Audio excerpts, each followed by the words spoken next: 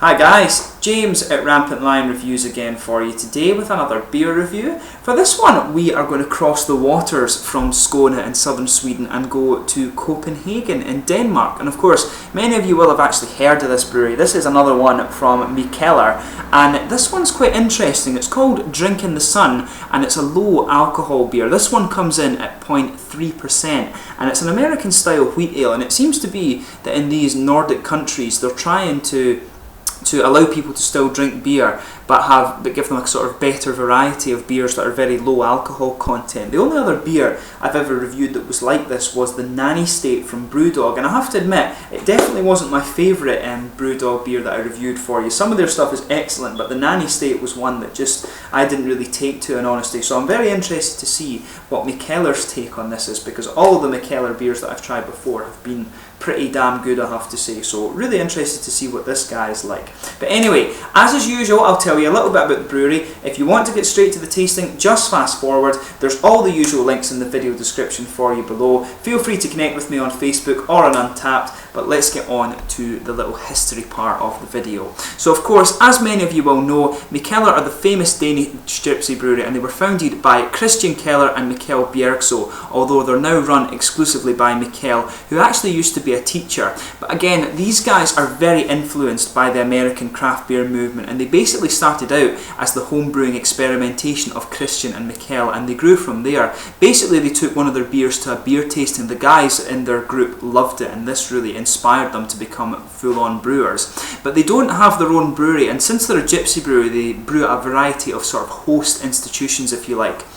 They brew in the US, in Norway, in Scotland and in Belgium, and most of their beer is actually brewed at the De Proef Brouwerij in Lochristenhoofde, which is near Ghent in Belgium if I'm not mistaken. But their home base as such is the Mikkeller bar in Copenhagen, and they also have a collaboration bar with Toøl which is called Mikkeller and Friends, and the two guys there, Tore Geinter and Tobias Emil Jensen, I believe they are old students of Mikkel's, and again these guys are a hugely experimental brewery, and to date they've released over, I think it's maybe about 800 different types of beer these guys have produced, so you'll always get something different from Mikkeller. So really keep an eye on their website and keep up to date with all the different beers that they're producing. And they've got a few different bars around the place now. There's one in Stockholm, there's a couple of them in Copenhagen, and I think they've actually got some further afield as well. I think there's one in Reykjavik now that's another Mikkeller and Friends bar. So just have a look at their website and you will get an idea of all the things that these guys are up to. So as I told you, this guy is an American style wheat ale. It's a low alcohol beer, comes in at 0.3%. I'll just bring it up, the camera up, and have a little quick look at it. As you can see, there's the Nordic woman on there with the beautiful blonde hair, and she's got a little bit sunburnt, the kind of hat that you get from the hop. I think that's the hop thief that they often put on their labels here, but as you can see, Drink in the Sun. But yeah, it looks really quite nice actually. Very interested to try this one, as I say, because it's my very first low alcohol beer in quite some time actually. The Nanny State one I did about 2 years ago or something. Plain bottle cap, as is always the case from Mikkeller. Brewed at De Proef Brouwerij in Lochristenhoofde in Belgium. It's in Danish and in Swedish on the back, and in English of course. So without further ado then, let's get this guy open. Very interested to try this one, like I say. So yeah, as you can see, nice kind of smoky opening on it there. Put this into my Lundebryggeriet glass and see how we get on here. It's the first Danish beer I've actually had since I've come across to Sweden, so I'm sure it'll be the first of many. I've got a very nice Amager beer to try for you at some point soon too, so you can look forward to that one. But this is the very first Danish beer that I'm drinking for you here since I've moved to Sweden. But yeah, as you can see, this beer has poured a really nice kind of bright yellowy hazy colour, this one. There's a 2-finger, or just under a 2-finger frothy white head on that. Looks absolutely beautiful. Not transparent at all. If I put my fingers behind it, you can see it is a hazy beer. There's some big bubbles of carbonation just sticking to the side of the glass there, and quite a lot of little bubbles just going up towards the bottom of the head too. Very, very nice looking beer, I have to say. So yeah, let's give it a wee smell and let's see how we get on.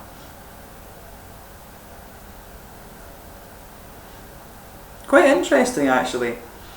With the American wheat ale, it has all the elements you would expect of it. So you've got a nice kind of bready malt base in there. There is a bit of the kind of wheaty spice on top of that. And I think I'm picking up just a little bit of a sort of caramelly or biscuity sweetness to this one. And there is a good dose of hops coming out as well. You know, you're getting some of these typical American hop aromas there. There's a good bit of a kind of lemony citrus in there, which is something you do expect particularly from an American wheat ale too. I'm picking up just a little bit of a tropical fruit note too, maybe some grapefruit or some pineapple or something, and there is a wee bit of pine resin in there. But the thing that you'll notice about this beer, when I took the first whiff of it, there is a good presence of a kind of herbal hop in there. There is a bit of kind of herbality or herbalness, or however you want to describe it. You can really pick up some of that herbal character in the aroma of this beer. The thing with Mikkeller, the one thing that I think they need to actually do is that they need to tell you the hop profiles and things that go into their beers, because for people like me it's always very helpful, and it actually helps tune your palate and your nose to a lot of different things. So it's always good when you want to go into a bit of sensory analysis, but Mikkeller of course don't do that, but it would be cool if they did add that to their website. But it has all the elements you would expect of an American wheat beer. Very, very nice smell, and as I say, some bready characteristic, a bit of wheaty spice on top of that. You can pick up some of the caramel, slightly biscuity sweetness to it, and there's a bit of cereal character, grassy and aromatic hop in there, some citrusy notes, and a bit of kind of grapefruit and pineapple, some tropical fruits in there, and some pine resins as well. And there is a good bit of herbal character in there. But yeah, without further ado, let's get stuck into this guy. This is the Drinking in the Sun, a low alcohol content American wheat ale from Keller in Copenhagen in Denmark. Slange.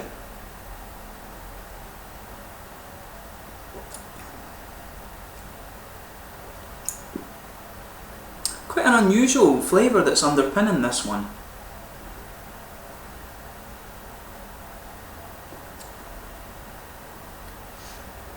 All the hoppy characteristics are there in this one, but the malt base is quite unusual, I would say.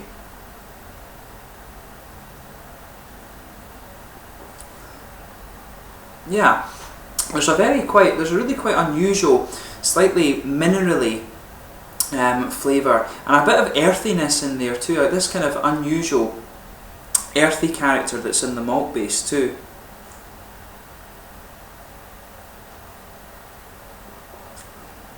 Yeah, you'll feel that in this one as you first take it in. There is quite a high mineral content in the water that they've used in this beer, and it can really affect the flavour. But yeah, quite a prominent malt base in this one, which is what you would expect, but at the same time the hops are pushing their way out.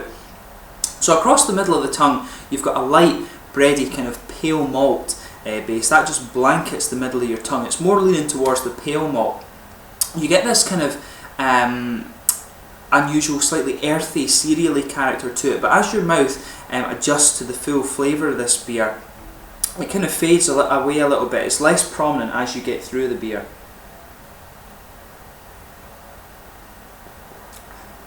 But yeah, as your mouth adjusts, you're getting a bit more of the wheaty characteristics of this beer, a little bit spicy in the middle of the tongue, and there is that kind of caramelly sweetness that I was picking up in the aroma. Not so prominent in the flavour at all, I would say. There is a good element of cereal character, but I'm not picking up such a kind of caramelly sweetness. There maybe it's just a little touch of a biscuity note at the front of the centre of your palate where you get these malty flavours, but quite interesting nonetheless. Around the edge of the tongue the beer is quite dry. Those hoppy characteristics become a bit more prominent as you go through the beer.